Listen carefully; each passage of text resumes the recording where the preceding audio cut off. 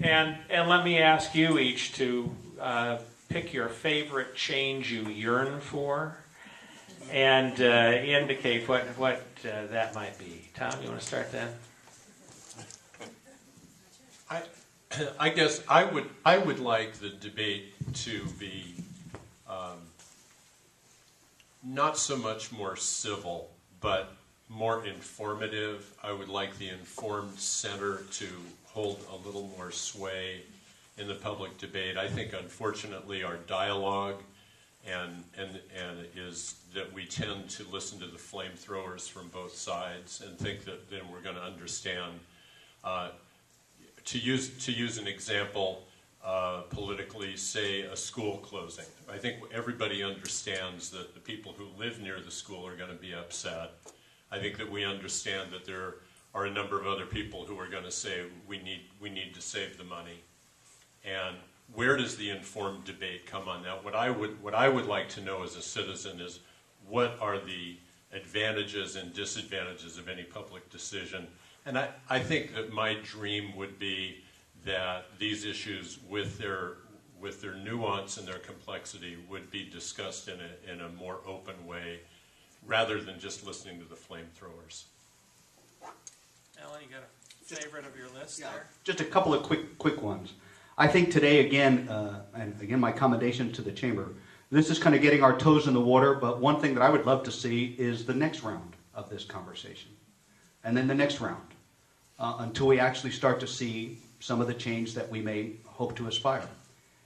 Other than that, let me just touch upon the role of media for a moment. This session might be, and I hope it's objectively reported. On the other hand, I think media and also social media could help us in the sense of holding all of us a little bit more accountable because of the nature of what can be shared quickly and to a very broad community.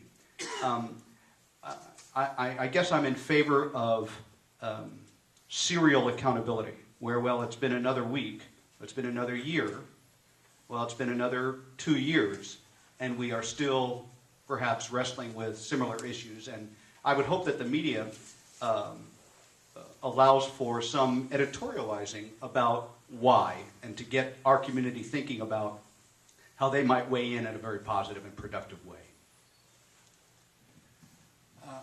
I think that I would like to see a greater emphasis placed on evidence-based decisions and recommendations, and in fact that we expect it in the public discussion.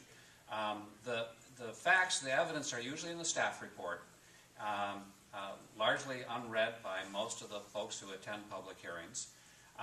But then when the public hearing is taking place, it's as if you can say anything you want, and you can just, facts be damned. Well, it's time for us to ask speakers to support what they're saying. If somebody says this paved path is not going to allow the propagation of a plant, then I'd like to see the evidence. I'd like to know what kind of studies have been done about the effect of paved paths on the outcome of plant propagation. That's an interesting question. Is there any evidence?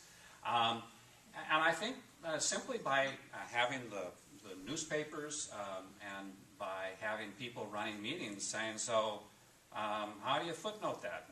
What's your source for that? We could, in fact, suggest that it matters that you have a source for your information. From my perspective, the biggest shortcoming of public discussions, and even when things end up before political bodies, is the time frame Matthew raises, but on a macro scale. The important things that we do take decades. Decades in the planning and the execution and the financing. They are far longer than anyone's time frame in office. But the public discussion of every issue is as though it's just today. We need to decide today or whether we will build a desal plant or not. We need to decide today whether we will build a particular project or whether we will make some other kind of decision. What we don't know how to do is weigh the long-term, history and the long-term evolution of what's happened. Just can't do it. So I think the media feel obliged to say my biggest objection over the years has been, why do you get the same number of lines of print if you're against something as if you're for it, no matter the merits? Merits matter not a bit. Well, because we have to weigh and argue, we have to have a pro and a con. Well, 99% of what we do, there is no con. Everybody agrees across the whole political spectrum. Vast majority of the things the council votes for, everybody votes for. Some things, that's not true for.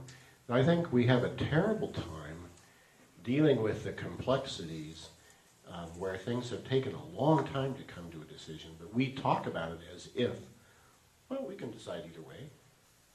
But maybe we've invested decades, not years, decades of energy and money, and then the burden to do something different should be more than one vote today.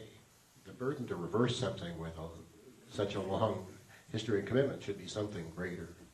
And I think that's the most frustrating thing for people, especially people who've been in office a long time, is they'll set the foundation in place, they'll work to develop something, and then all of the opposition waits to the end, and then we have an approach that makes it look like, oh, actually, I didn't know we had this issue.